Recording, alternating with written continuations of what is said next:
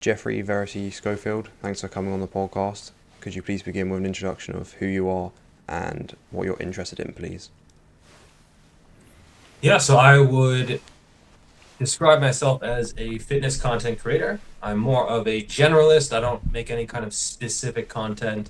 So mostly for hypertrophy, but I cover a wide range of topics, ranging from diet and nutrition to lifting to current events in the fitness industry, all kinds of stuff, kind of a wide range of topics. And I've been creating content for roughly the past 4 or 5 years. Yeah, nice. And are you in China right now, you said?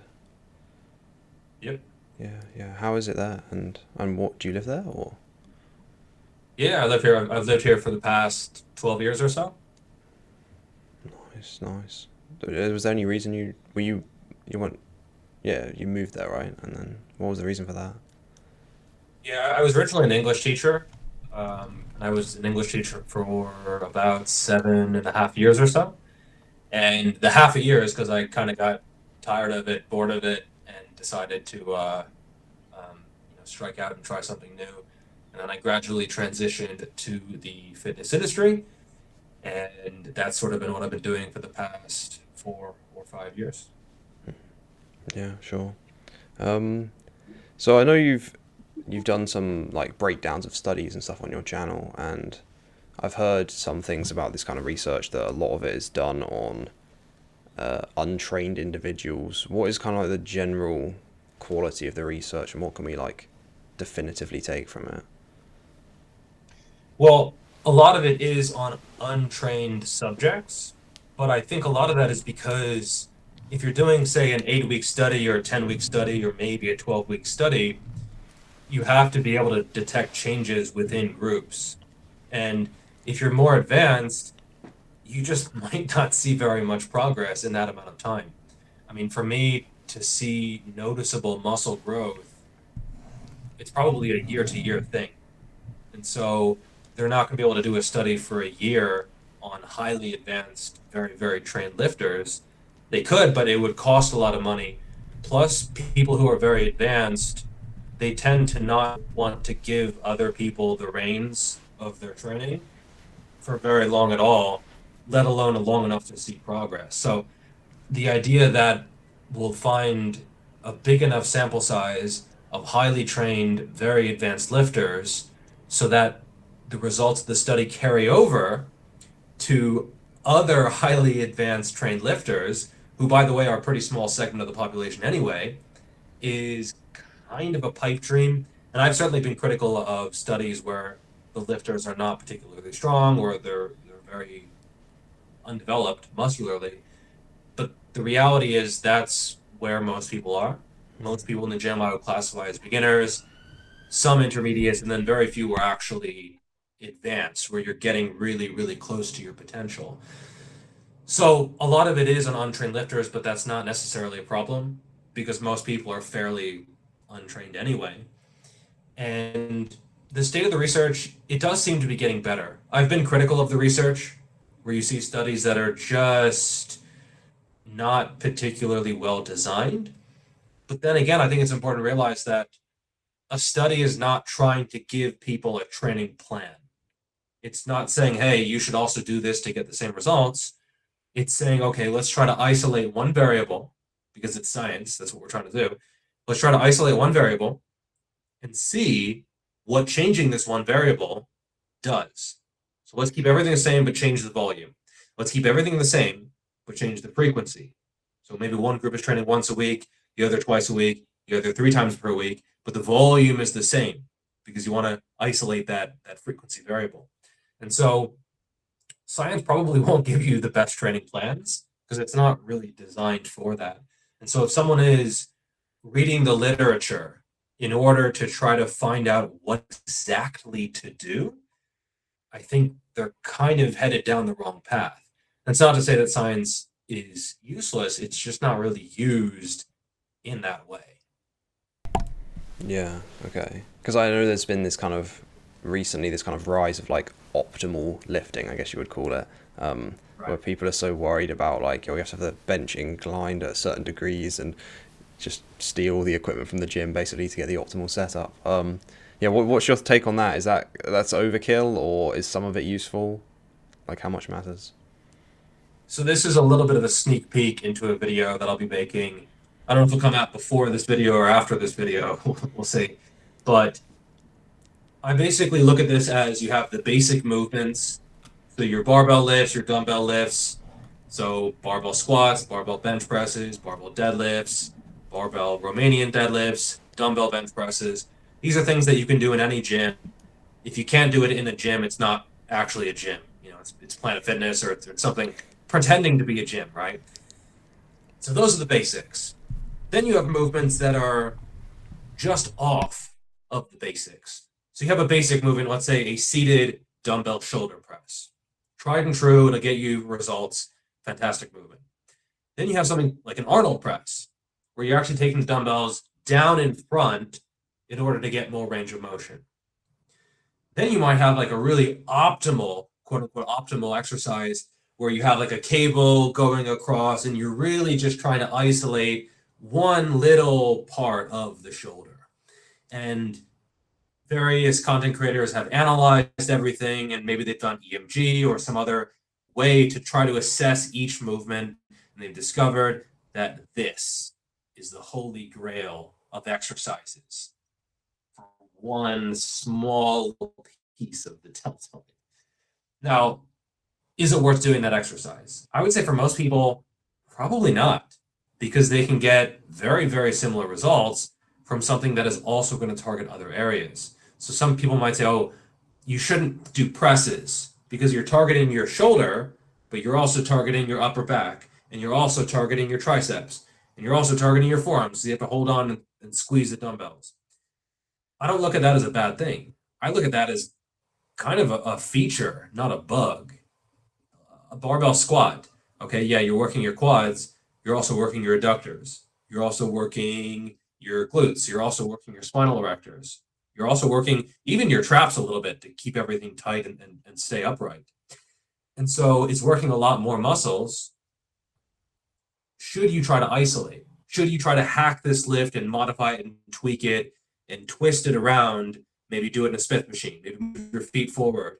Maybe try to change your leverages to target more of, say, only the quads and take the adductors out of it and take the hips out of it and take the lower back out of it. Well, maybe in some cases.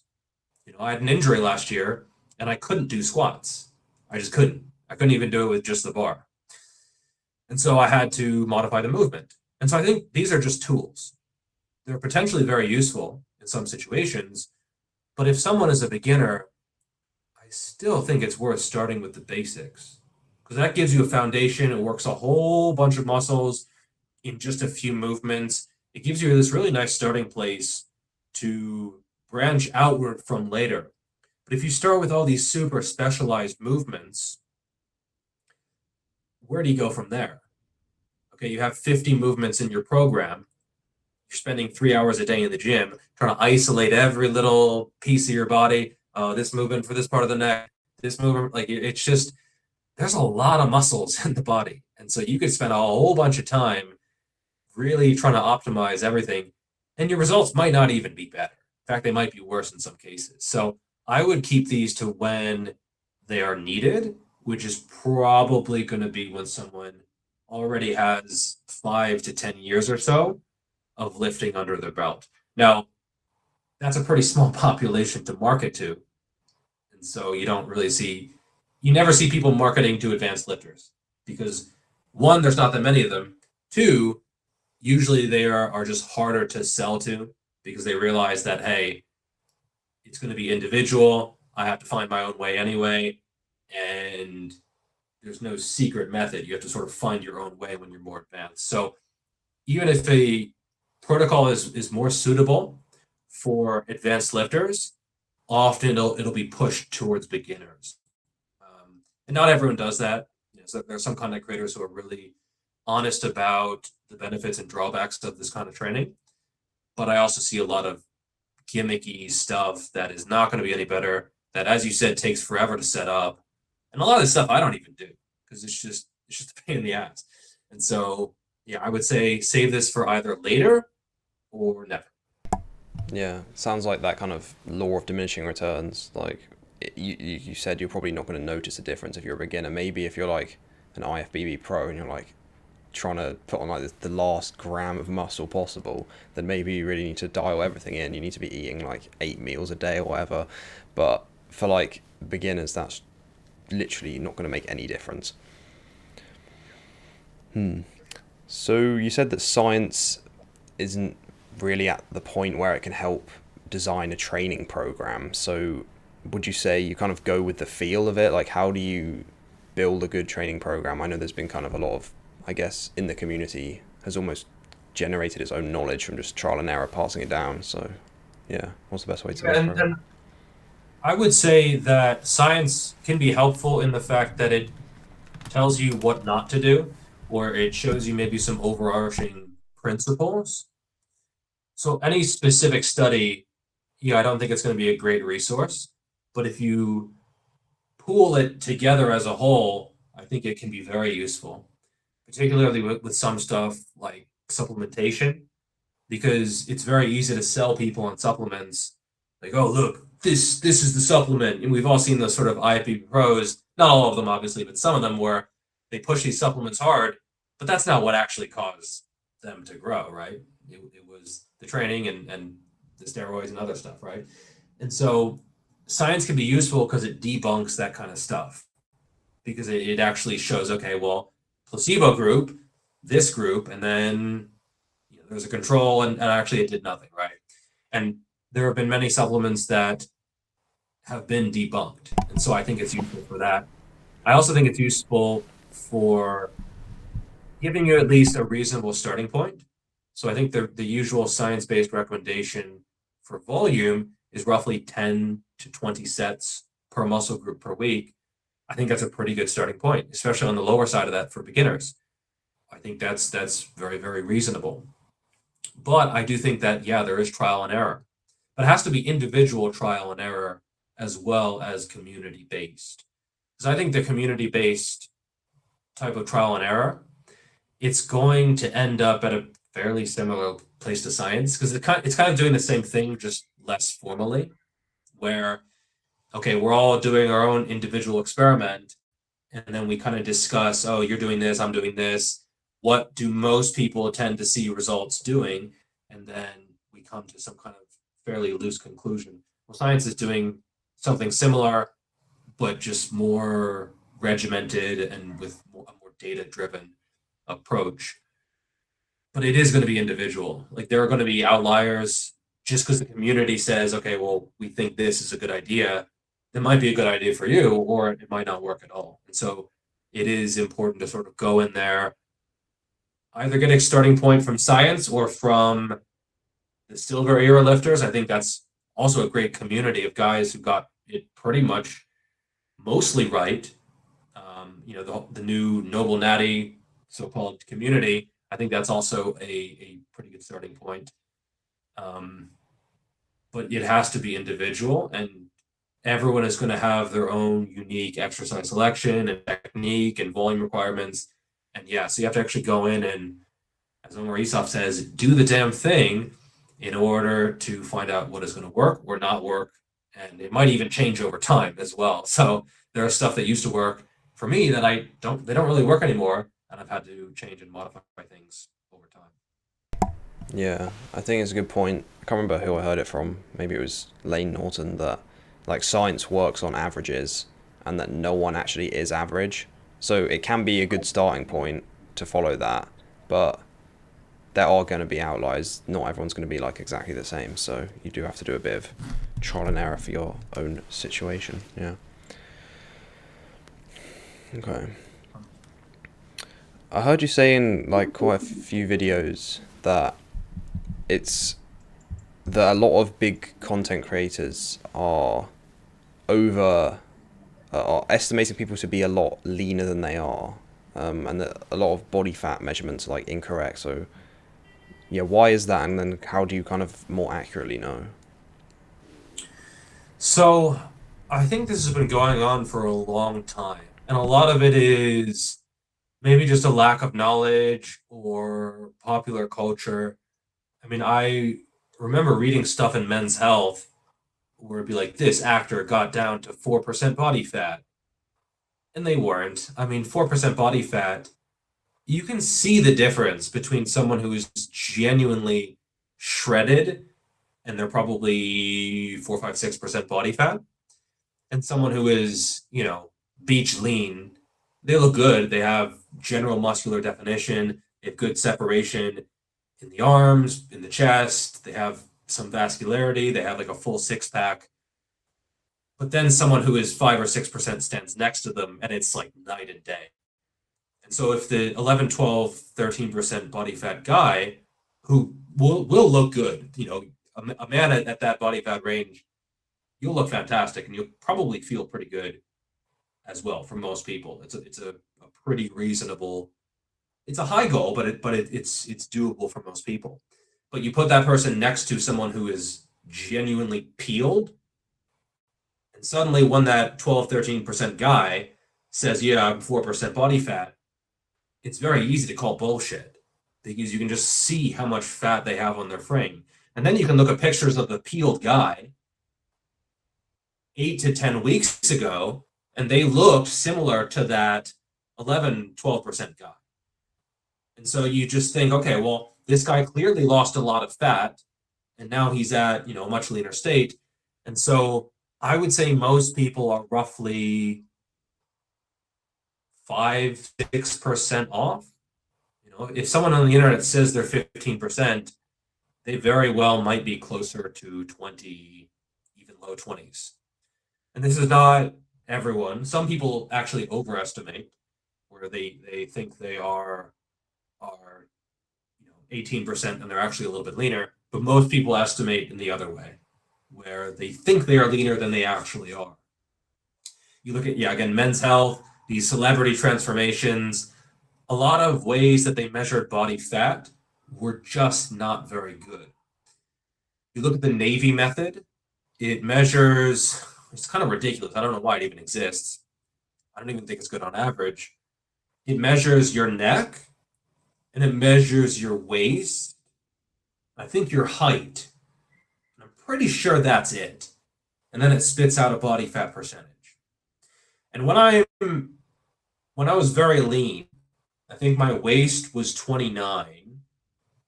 My neck was 17 at 6 feet tall. And I think it spat out a negative number in body fat percentage. And so He's done I don't know. It seems like maybe that's wrong. Then you look at some, these scales where you hold the electricity thing. Ronnie Coleman said he was negative body fat percentages. It's because it's just not calibrated for people like that. Mm. I mean, at that point, he's barely a person. Like the machine doesn't think he's a person, right? Because it's calibrated for human beings, and he's 300 pounds and lean, and the machine is like, all right, well, I don't know what we do, and so it just spits out a ridiculous number that's impossible. And whoever wrote the formula, they should have made it so it just can't spit out negative numbers because it's laughable, right? But they just didn't because they didn't think that anyone like that existed. Same thing with the Navy method. The waist measurement is partly based on your body fat. So generally people they have more fat, they have bigger waists, and less fat, they have smaller waists. But some people just genetically have a small waist. And some people just genetically have a big neck. I mean, if you train your neck and your neck gets bigger, it'll spit you out as leaner because it thinks you have more overall muscle mass. I guess it's using your neck measurement as a proxy for your overall muscle mass. But if you just train your neck will get bigger, but it's not like you gain muscle elsewhere. And it's not like you got leaner, but it'll suggest that you're leaner because it's a bad formula. Sorry, Navy bros. I don't know what you're thinking. I don't know why it's called the Navy method. But stuff like that is why they'll get maybe a DEXA and it'll be tuned incorrectly. And so it'll spit them out as maybe a little bit too lean or maybe not lean enough. I mean, I've seen guys who are just completely peeled and the DEXA is like 11%. I'm just sitting there like, this guy looks like everyone else where normal methods showed them at like 5 to 6%. And And for some reason, this machine is doubling their body fat percentage. And so sometimes DEXAs are just calibrated a little bit incorrectly.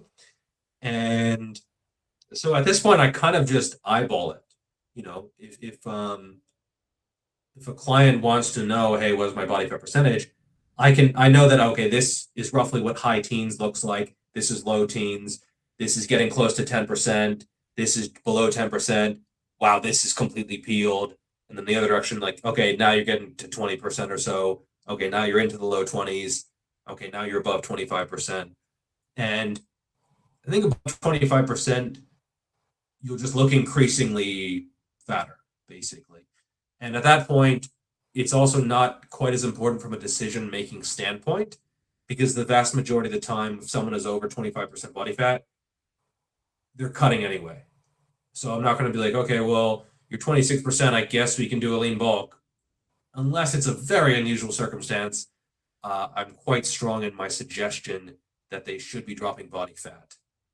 Even if their goal is strength, unless they're putting bread on the table and they're a super heavyweight powerlifter or strongman or something like that, I think in that situation is probably best to cut anyway. So above roughly 25%, and these are all rough estimates, right? So it's not like I look at someone and I'm like, oh, you are 25.3% body fat. No, I'll say a range. And sometimes people are not happy about this. Like I'll say, okay, you're roughly 16 to 19% body fat. And they'll say, like, could you narrow it down a little bit? And I just say, no, I can't, because it's, I mean, even a DEXA is going to give you, it'll spit out a number, but it really should spit out a range of roughly what it thinks you are.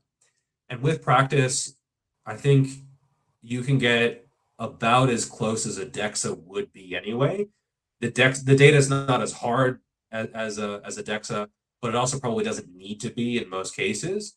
So for me, I'm okay just giving someone a rough range, because you don't actually need to know your exact body fat percentage anyway. It's more of just a tool to head you in the right direction. Plus, most people actually care about how they look. So they might say, oh, I want to get down to 12%. They send me their picture, and I say, okay, well, I think you're already at 12%. Do you still want to lose weight? And they're like, oh, yeah, I guess. Because they were actually after the look, not the percentage. They're just sort of attaching the look to that percentage as more of a numerical goal. Yeah, that makes sense. You mentioned before, like, you have these IFBB pros, and they're saying, "Oh, this supplement, made me jacked or whatever," or some like superhero film star or something. But and then they say like, "This is how I train," and people copy that. But I know you've done a few videos on this, but could you maybe like summarize the main differences of how an actual lifter should train versus like enhanced, because it's not the same from my understanding. Yeah, so I would say you have to separate the very, very serious top IFBB pros, the guys who are professionals and the ladies who are professionals, people who are still very serious about training and are using the drugs because they need to, because it is part of the sport. Because if they don't do it, they're not going to get anywhere near what their goal is. That is kind of a minority of the overall number of people taking enhancement. I actually don't look at them as performance enhancing drugs anymore. They are more aesthetic enhancing drugs. Because most people who take steroids or other enhancing drugs, they don't care about performance. They're after a certain look. They're more casual. And a lot of people are taking steroids very early in their journey. So you have the IFBB guys, the professionals. And to me, I don't really look down on that because they have to do it. It's part of their choice. Usually it's very calculated. They have to do it in order to be competitive. Most people are not going to get an IFBB pro card naturally. I think some have done it, but it's super rare, and you have to really, really be on point naturally. You have to be super genetically gifted with the structure and the flow and everything. It's doable, just very, very rare, especially in the open category. you have to use drugs, and you have to use a lot of drugs. It's just part of the sport. And I don't look down on that. I'm not antagonistic towards that, because fair enough, like, you have to do that, right? It's just part of your choice. What I kind of do look down on, or at least disagree with, are people taking drugs to get results that they could have gotten naturally. So if they had been patient, or if they had had a better process, they could have gotten those results, but they decided to take drugs instead. And sometimes this is just naivete. They're just innocent. They didn't know how to train. They wanted to get ahead. They saw some compound in a video. It was pushed to them on TikTok or something. They made a mistake, and so they did this. They regret it. I have heard a number of stories like that, dozens, hundreds of stories like that. And it's sad, it's unfortunate. And people make mistakes, right? But I think that is something that most people should avoid. For the vast majority of people, steroids are a mistake, because you're just taking them to get results that you could get naturally. And people don't want to hear this because they make this choice, and it's mostly men. And as men, when we make a mistake, often we double down on it, right? And if someone calls us on it, we say, no, we want to push back, because that's just how we're wired, right? And fair enough, but I think it's important to still point out, because eventually, 5 years down the line, 10 years down the line, often they see, okay, well, maybe I was right. Maybe I was right and they were wrong, etc. Now, how does the training change?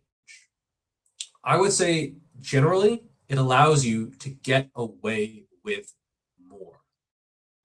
So normally, as a natural lifter, you have to be very, very observant with your programming, with changing these variables, with your volume, how many sets you're doing per week, with your intensity, your percentage of one rep max that you're using, your rep range, essentially, your frequency, your progressions, your exercise selection, your tempo, your technique, all these other variables. You have to be on point with them. The more advanced you get, the more on point you have to be, because you're getting closer to whatever that ultimate ceiling is. You don't know where it is, it's somewhere up there, but the closer you get to it, the more on point you need to be. Drugs raise that ceiling, and this makes it easier. So before, you had to be very exact. Maybe there was a relatively small window of volume that you could use. There was, a relatively small window of rep ranges or tempos, etc. You had to be fairly on point. But with drugs, this would lower the bottom end of the window and raise the top end of the window. So if you look at this for volume, you either could do less volume and still grow, or you could do way more volume and still grow, because you can still recover. So they make you more sensitive to training, so you can get away with less. And they make you more resilient, you can recover faster, and so you can actually handle more. So perhaps, let's say for a certain muscle group, my ideal window in sets per week, maybe let's say it's 15 to 20. So below 15, maybe I'm not getting very much. Progress is not going to be very fast. But if I go above 20, it's just a little bit too much. So maybe I have, say, a 15 to 20 window. If I started cycling, maybe that 15 suddenly goes down to like 5, where I could still grow if I did 5 sets. I have this new stimulus, and I have a lot of drugs in my system, and my hormones are through the roof, etc. So maybe my minimum effective volume, maybe it goes down to 5. Heck, maybe it goes down to like 2 or 3 sets. I noticed that high intensity training is quite popular with a lot of enhanced lifters, because they're very sensitive to that stimulus, because they have all these drugs floating around their body. However, it also raises the maximum that I could do. So maybe now I can recover from more than 20 if I wanted to. Maybe I could recover from 30. Maybe I could recover from 35 or even 40. So now suddenly, instead of this 15 to 20 window, now it's 3 to 40. So it makes it a lot easier to make training decisions, because the training decisions suddenly don't matter all that much. And if you do plateau for some reason, well, you can just take more drugs. And so often what happens is people, they actually lose the ability to make a lot of good training decisions, because the training decisions just don't matter all that much anymore. As long as you're putting forth a reasonable effort and you are taking the drugs and you're eating enough, you'll grow. And if you stop growing, again, you could just up the dosage. And that's what a lot of people do. And it kind of, I think I made a video called Steroids Make You Stupid or something like that. It's, it's actually, there are physiological mechanisms where they could actually make you dumber. Mike Israel has talked about this, but his verbal IQ is high enough that it barely fucking matters. He could take a bunch of stuff, and he's still far more eloquent than me, or his articulateness is off the charts still. But I think also in some cases they can make it so that you don't have to modify the training variables. You just up the dose, and then boom, you're done. And especially for people who start taking them early, they never have to learn how to train because they never hit any plateaus. And if they do, again, they just up the dose.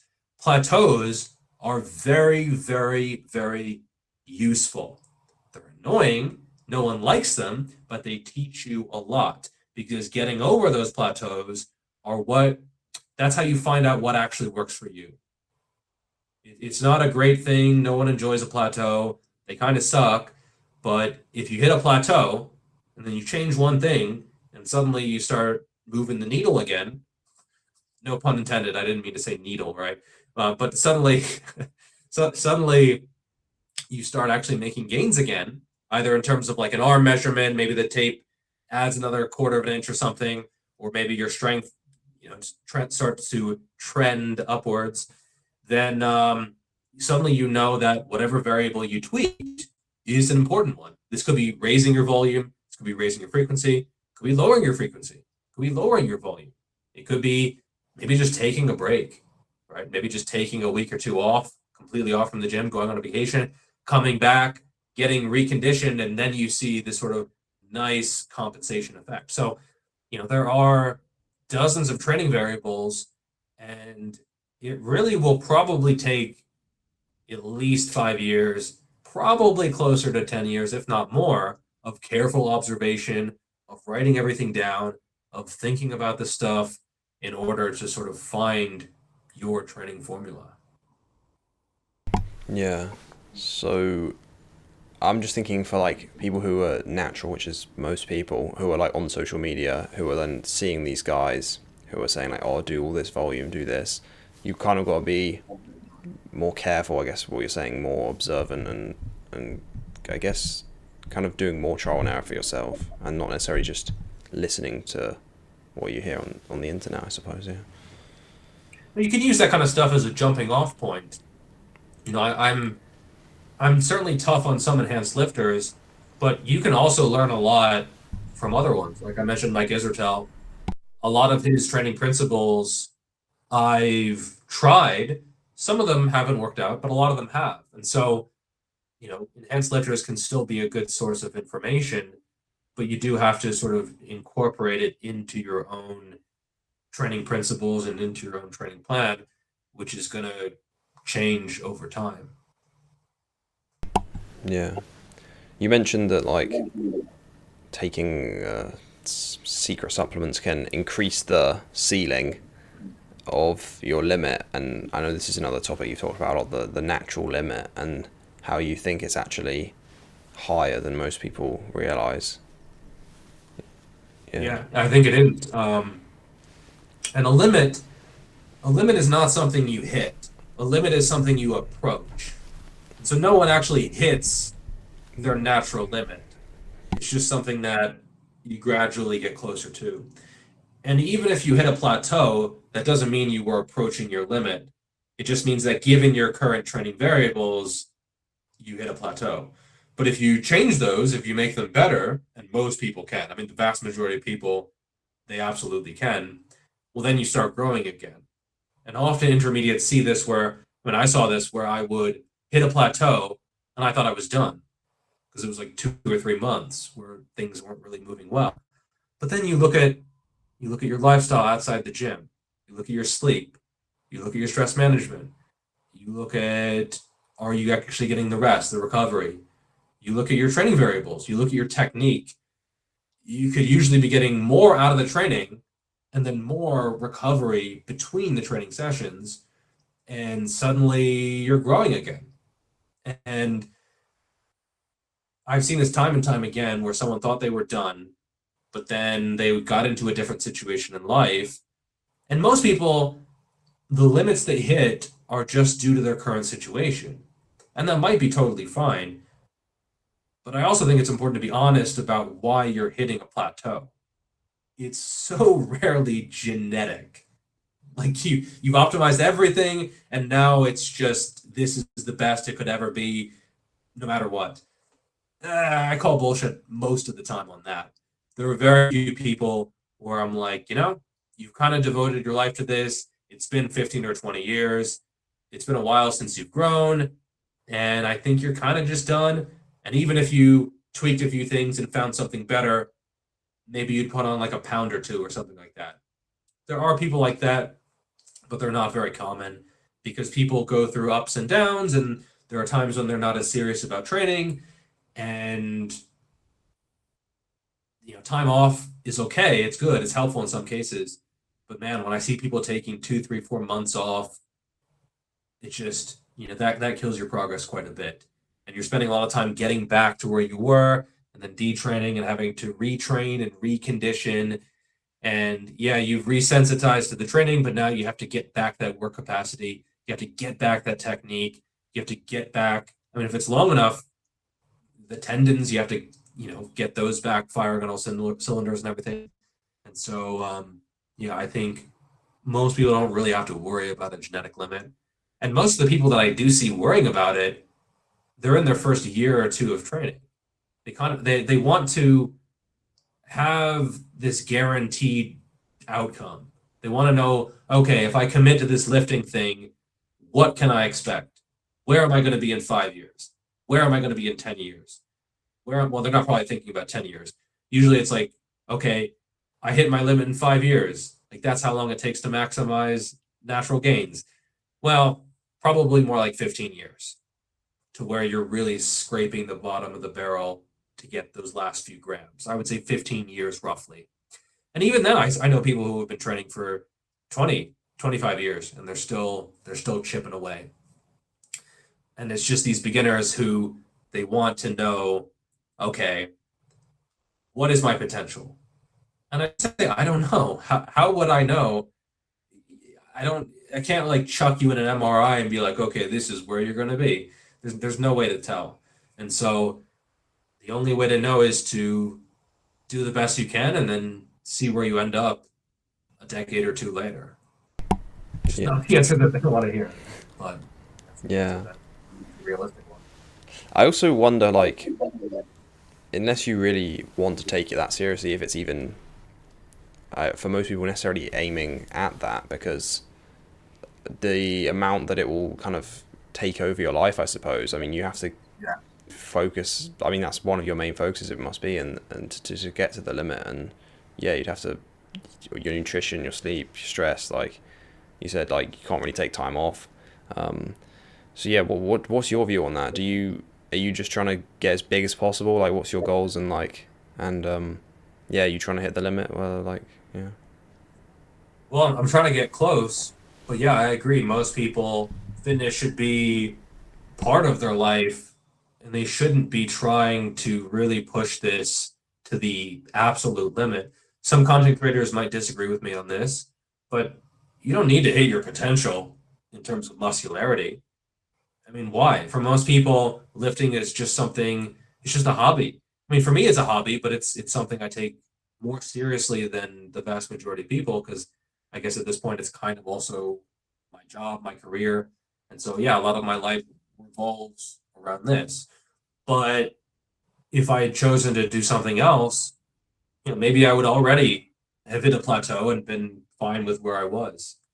Lifting is still useful, even if you're not getting close to your potential. I mean, I lift primarily because I enjoy it. I just like it. It's just something that I get a lot of engagement and pleasure from. And so, that's sort of the primary motivation. And I think for most people, lift for your health, lift because you enjoy it. And sure, results are nice, but is it really worth doing a training plan that you hate if the results might be slightly better? Is it really worth trying to fight for a whole year for another pound of muscle? Because at a certain point, and I would say the past couple of years, I put on 4 pounds of muscle a year, maybe five, which is good going. But there's going to be a point where I am gaining 2 to 3 pounds a year. And then I gain maybe 1 to 2. And then maybe half a pound, I think, maybe, because it's hard to see, even when you're shredded, half a pound of muscle. Maybe if it's in like a nice area, like if you put half a pound on your delts, yeah, you can see that. But half a pound across your entire body of muscle, that's hard to see. Even when you're shredded, it's hard to see. And when you're bulked up, I mean, that's a few days of taking creatine or not, right? It's almost nothing.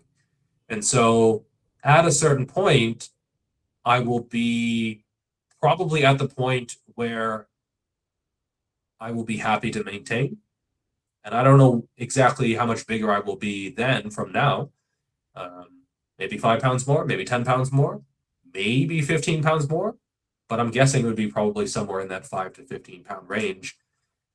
And at that point, if I spend a whole year bulking up and training my ass off, and then I gain an imperceptible amount of muscle, is that really worth continuing on? Probably not. And that's what I notice happens to a lot of really advanced lifters, where they're kind of just done. They're just happy to maintain. They still lift. Maybe they have strength goals. Maybe they do CrossFit. Maybe they do some other physical activity as well. Maybe they do triathlons. Maybe they do distance running. Maybe they do rock climbing. I know Igor Opashensky, Vitruvian Physique, he does rock climbing now, and he really, really enjoys it. And so I think at some point, diversifying your training portfolio rather than still investing bodybuilding is probably a right move. And for most people, they should probably diversify earlier than I will, because for them, it's probably just not worth fighting for an extra 400 grams of muscle or something like that.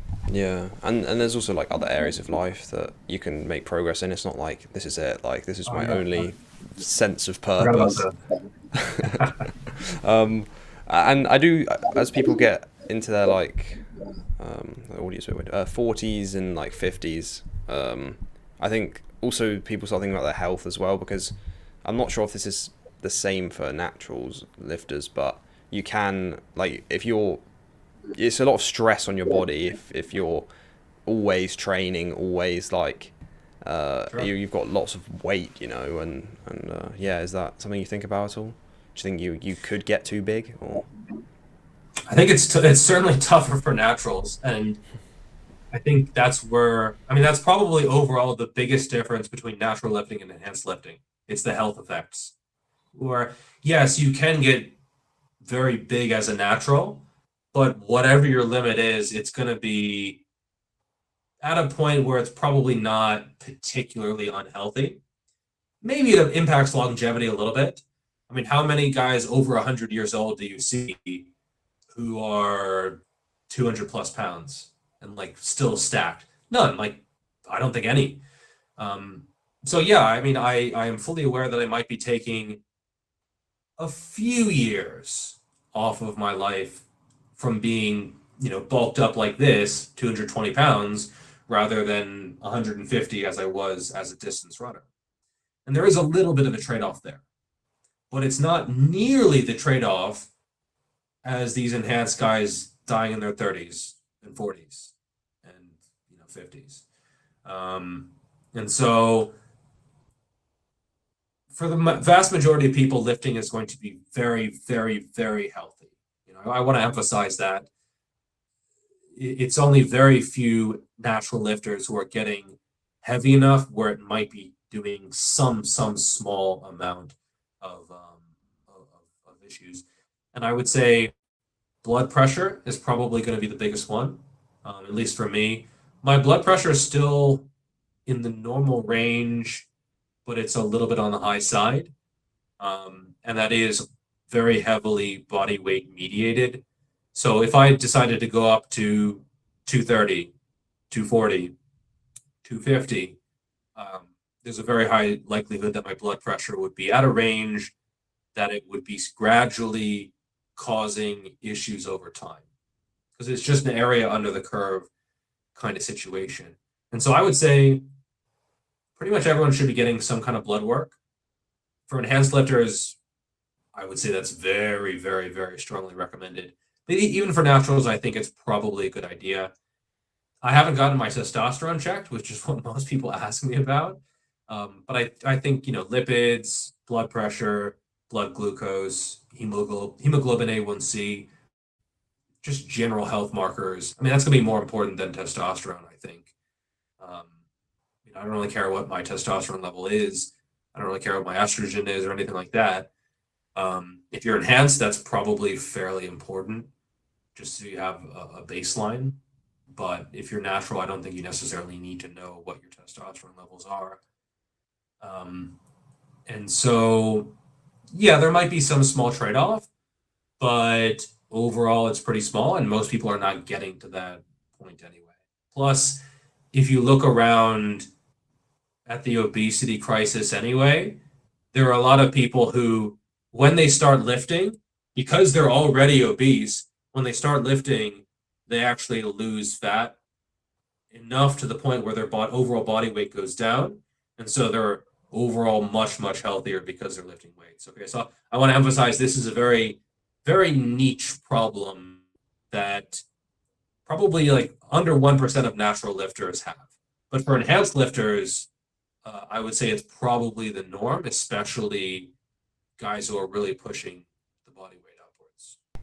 Yeah.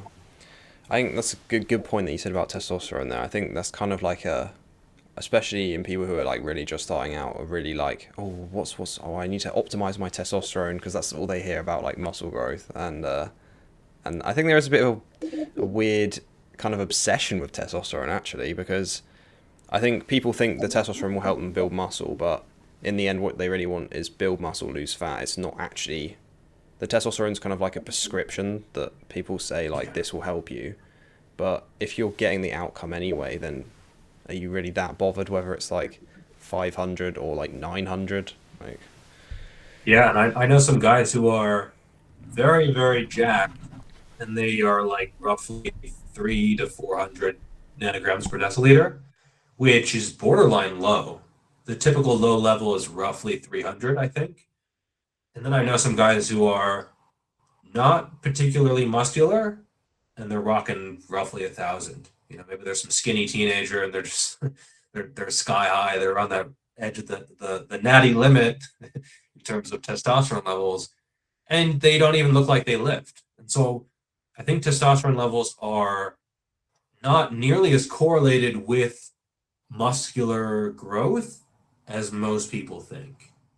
To the average person who's maybe watched a few too many More Plates, More Dates videos, that's not shade. I actually really like his videos, but it's very easy to have the takeaway of, oh, I gotta optimize this. I gotta get this as high as possible. Let me take a few different supplements. Let me, optimize my sleep. Let me make everything. But muscle is a training adaptation.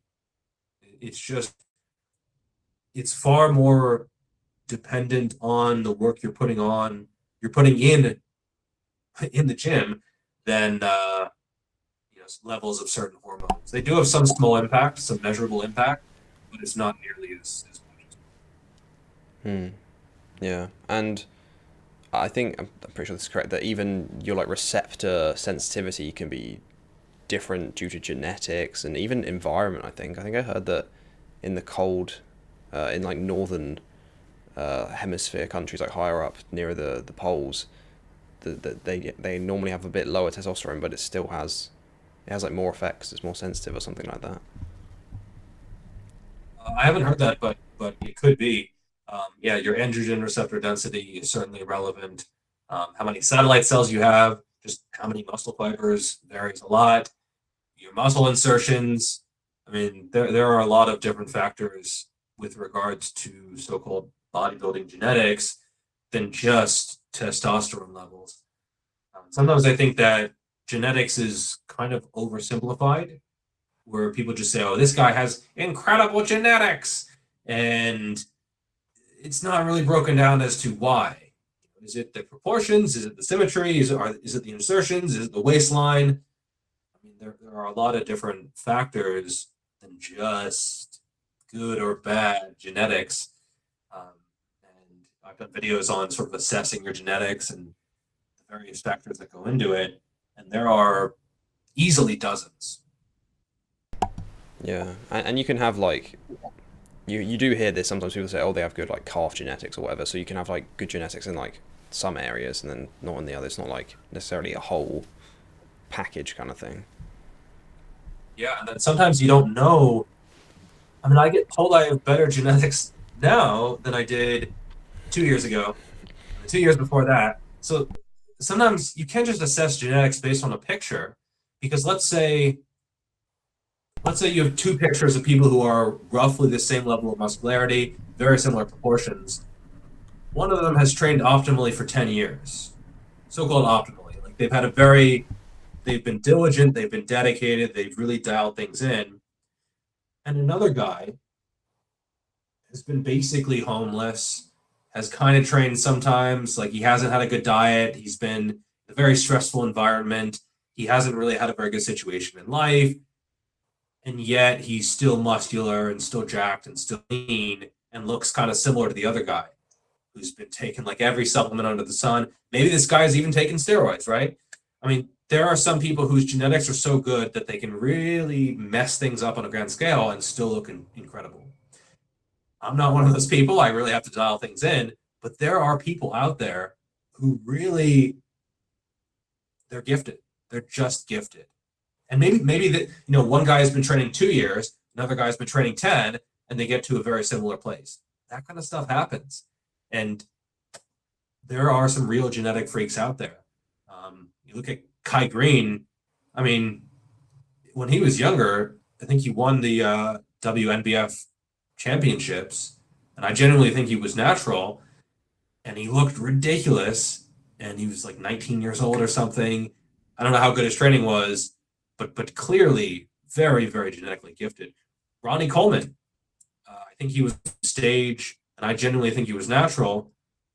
5'11", like 215 pounds, and shredded. I mean, I'm 220 pounds, so I'm outweighing him. But I'm like getting close to 20% body fat. He's on stage, and he's an inch shorter than me. So there are some people out there who are just phenomenally gifted. And, Ronnie had to still put in, obviously, a whole bunch of hard work. So at the highest level, even if you're phenomenally gifted, you still have to put in the work. Everyone's putting in the work, right? It's just that the genetics are a prerequisite to get there. And so you never know what someone's genetics are just based on a picture, because you don't know what they did to get that picture. It's just a snapshot in time. It's like reading one page of a book and you didn't know all the chapters heading into that page, and you're making a judgment just based on one sentence that you're reading. So anytime I hear someone assess genetics based on extremely limited information, I mean, sometimes I have trouble assessing my own genetics when I have all the information, and then I hear someone else say, like, you have great genetics, why should we listen to you? And I'm thinking there, okay, well, how are you making a judgment when okay, you watched 30 seconds of my video and you saw one picture, like, now you're dismissing me based on that? It's wild. It's wild sometimes. Yeah, yeah, because you don't know like where they started. Yeah, so it's exactly what you said. Yeah, I think it was on your Instagram. I recently read it's pretty funny that like the more I train, the better my genetics seem to get. Yeah, exactly. Um, yeah, just bringing it back to real quick. We'll round up soon. The high intensity thing you said was um quite liked by a lot of enhanced lifters. I know there's kind of like a bit of a Mike Mentzer kind of cult almost, of like just do super extreme high intensity and then have lots of rest for like days, sometimes even weeks, I think. Yeah, so that would not, you don't think that would really work for naturals? What's not the best It approach? can for some. Mm. It can for some. I have seen some who have gotten quite good results from it. And Mentzer was kind of all over the place, very charismatic, very eloquent, articulate, well spoken, but he was kind of all over the place in terms of his messaging. You hear sometimes where he was super dogmatic, like never do more than one set. If you do more than one set, you didn't do the first set hard enough, that kind of stuff. It only takes one bullet to kill a man. Why would it take more than one set to cause muscle growth? Stuff like that, which is wild logic. But he also at other times he was more open to doing more volume. There are rumors that maybe he did a little bit more than he let on. Sometimes the warm-ups were kind of blending into the working sets where they were actually pretty hard. They do like sets of 10 or 15 where the bar speed was definitely slowing down near the end. And some people might call it a working set. I probably wouldn't, but it's still causing some kind of stimulus. It's not just a warm-up. And so I think it can work for some people, but I have noticed a lot of natural lifters getting away from that, where maybe they did that for a while, then they plateaued. And the normal suggestion from high intensity training guys is that when you plateau, you got to take more recovery. So they say, oh, you're not recovering. But, often you are recovering. It's just not enough stimulus. So it's not that the fatigue was too high. It's just that the stimulus wasn't too high, wasn't high enough. And so it's not that you have to rest longer. Maybe you should rest less time and actually train more frequently. Or maybe you should, God forbid, do an extra set. Like that could actually be useful in some cases. Often their suggestion as well is you need to prolong the set. So it's not just going to failure, you have to go past failure. You have to do a drop set or isometric holds or have someone push against the machine, sort of like Tom Platt style, and you got to rip the fibers. And man, it's cool looking training, man. I like that. I like that idea. I mean, it gets you fired up, man. It really gets you ready to go to the gym, but it might not be the best way to actually train when you're in the gym. So if watching that kind of stuff gets you to the gym, hell yeah, right? That's sort of what stops a lot of people from working out, actually showing up. So if you not have to watch some Tom Platz videos or Mike Mentzer videos or Dorian Yates videos, one more for the mouse, yelling at him and grunting and shit like that. If that gets you to the gym, I mean, I'm all for that. Fantastic. The issue is when people get dogmatic about it, or they say, like, why are you doing 3 sets? You should only be doing 1 set, that kind of stuff. Or like, oh, if you do 3 sets, you're training like a pussy. Well, really? Like, is that, I don't know, is that true? Or is it just something you heard and you're regurgitating, right? Or is it something you say to make yourself feel good about the training that you're doing as well as the training that you're not doing? And so I have seen a few natural lifters get good results from it. But if you plateau on high intensity training, maybe not high intensity training could be a nice change of pace. And you can always go back to it later. I think when you get very strong and you're doing RDLs with 400 pounds or something, yeah, maybe a second set is just going to be too much. Maybe you do need a little bit more recovery time. So when you get very strong, I think that's where recovery is more important. And I think that's also why some enhanced lifters like it, because they're moving such ridiculous poundages and they're so sensitive to the training due to the anabolic environment that maybe they just don't need as much training. If they're genuinely going to failure, it's such a monumentous mental effort as well as just strain on the joints and the tendons and ligaments and everything that they just 1 set is enough, and then they need a long time to recover. I think Tom Platz was squatting every 2 weeks reportedly. Squatting every 2 weeks, right? So he's just, I don't know what he was doing in between. Maybe he did leg press or maybe he just rested. But he was probably repping 500 or 600 pounds or something. And so he was doing so much damage that even with the steroids, I think he just needed time. But most people are not doing that. Most people are repping 200 pounds or maybe 300 pounds or 150 pounds. So if someone is repping a plate per side in the squat, I don't think they have to worry quite as much about doing a second set. Yeah. It's actually quite amazing how some of these guys training so hard and somehow like not their muscles aren't just just completely tearing. Well, sometimes they do. Yeah. Yeah. Sometimes they actually. I mean, that's where you do get people who don't do it high intensity training, enhanced lifters, because doing super high effort, super close to failure, is riskier when you're enhanced because the poundages, the loads are going to be heavier, and your progression is faster because you're on drugs, and the muscles adapt more quickly. The tendons. So you get, cartilage flying off and hitting people in the face in the gym, and it's just not a good situation. You get sued. It's just not great. And so, they start training more slowly, maybe higher volume, more control, pauses. I think if you're natural, you don't really need to be terrified of those kinds of injuries. As long as you're relatively smart, you'll probably be fine. Almost certainly be fine. But yeah, if someone is pushing the dosages and they're really increasing their strength rapidly, yeah, that's where you get pec tears, biceps tears in particular. Trap tears, lat tears, not quite as much. Maybe hamstring tears, quad tears, also not super common. Occasionally, not a huge issue. But I would say, yeah, pec tears and biceps tears. If I was an enhanced lifter, I see some guys doing some really dumb stuff. Maxing out on incline press. That guy who, forget Ryan something, he did a set of 8 with 4 plates, I believe, which is pretty impressive, even though he hadn't done it in a while. So 400 plus pounds.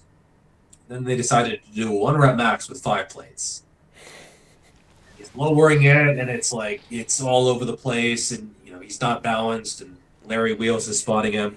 And if you want to have someone spot you, well, Larry Wheels will spot you when you tear something, but I think his presence is also contributing to the tear because people get excited, they're in this collab, they want to impress people, and so it's not a good environment for not tearing muscles, but when you do tear a muscle, he'll save you at least. So he's lowering it. You can only go down halfway because he's so tight and just muscle bound, and doesn't have the mobility.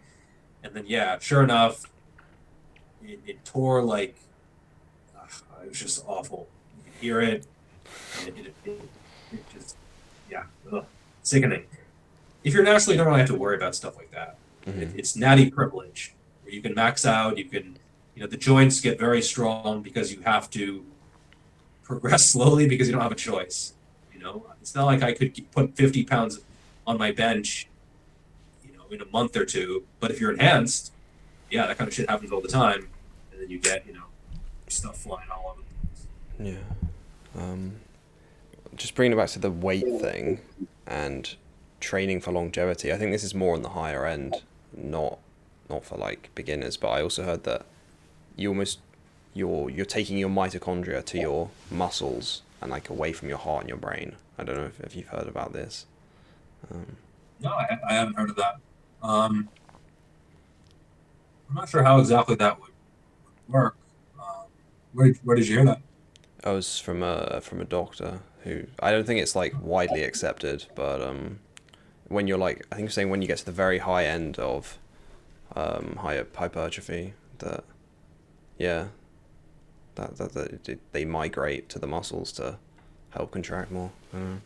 I wouldn't be super surprised. I'm not an expert in that regard, so I'm not entirely sure. But it kind of makes sense that if the body is under a huge amount of demand in one area, it'll try to survive. I mean, that's what the body tries to do. It tries to first survive and then procreate. So if you're under a lot of stress and you need more energy production in a certain area, that kind of makes sense. I would be willing to look at more data and evidence for that claim. Keep in mind, some doctors are certainly full of shit.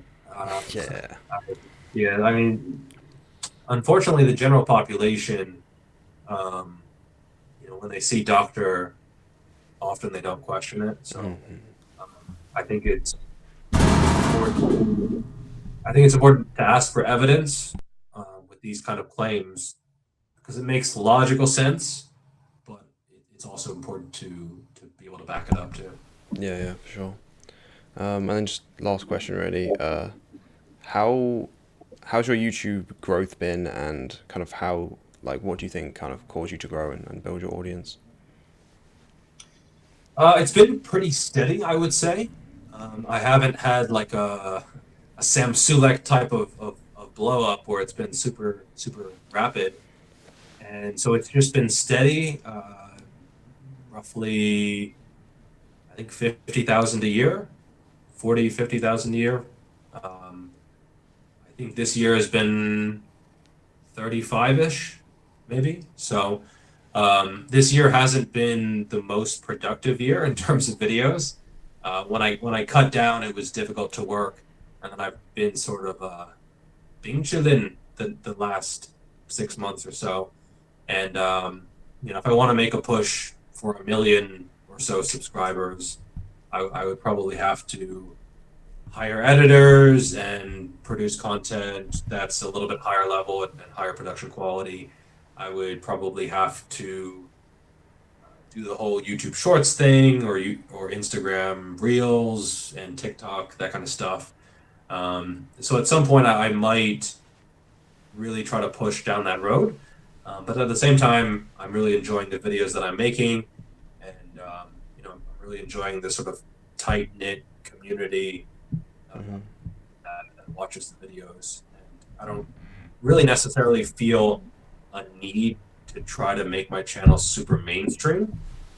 And I actually do get asked quite often about how to grow social media, or how to start a YouTube channel and make it big, etc. I don't know. I kind of talk about what I like to talk about, and I try to put out good information. I try to treat my audience really well. You do see some channels where they blow up, but then if you look at how many views they're getting per video, man, it's like not really equivalent to the number of subscribers they have. So maybe they have 400,000 subscribers, and every video they're struggling to break 10,000 or something like that. Hmm. I think it's just people moved on. Maybe they had one or two videos that were clickbait or something, and they just blew up. But then they lost people along the way for various reasons. And so I'm more interested in people who are already subscribed to the channel Hmm. rather than people who are not. Like, I'm not chasing a high subscriber count. I'm more interested in, again, putting out good information, and not not monetizing my audience super hard. That's another thing I see where people really try to push that side of things. And I think for most people, it's kind of a turn off. So I try to monetize as little as possible.